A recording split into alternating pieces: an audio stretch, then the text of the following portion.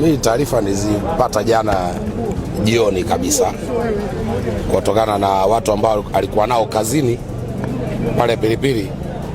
Wengi mimi nilikuwa na mahusiano nao, kwa hiyo ni watu tunajuana na nini. Wakaniambia bana, mzee tulikuwa naye hapa, baadaye akasema ajisikii vizuri, kwa hiyo kazi hajamalizie kesho, lakini wakati anatoka akaanguka. Kwa hiyo hivyo ndivyo ambavyo taarifa nilizipata, lakini mzee Hashim Kambi sisi ni mzee wetu.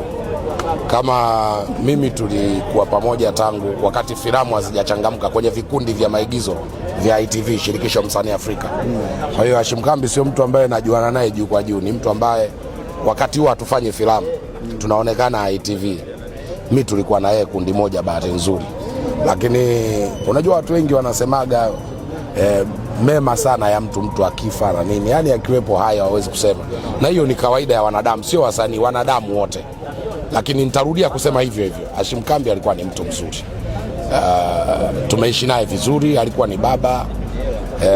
Unajua sisi wasanii tunaweza hata tukagombana kwenye magrupu yetu, hata nyinyi kwenye familia yenu kwenye grupu tunaweza kusitofahamu.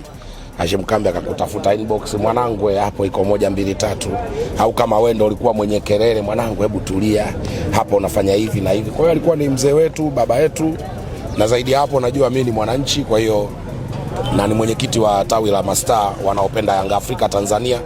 Kwa hiyo Hashim Kambi pia alikuwa ni mwanachama wangu huko kwenye mambo ya Yanga, kwa sababu kama unavyojua Hashim Kambi amecheza Yanga kwa zaidi ya miaka 6.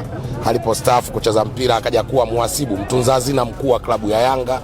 Kwa hiyo tunayo mahusiano mengi. Kwenye mpira nilikuwa na Yanga, lakini kwenye tasnia tumefanya naye kazi kwa karibu sana.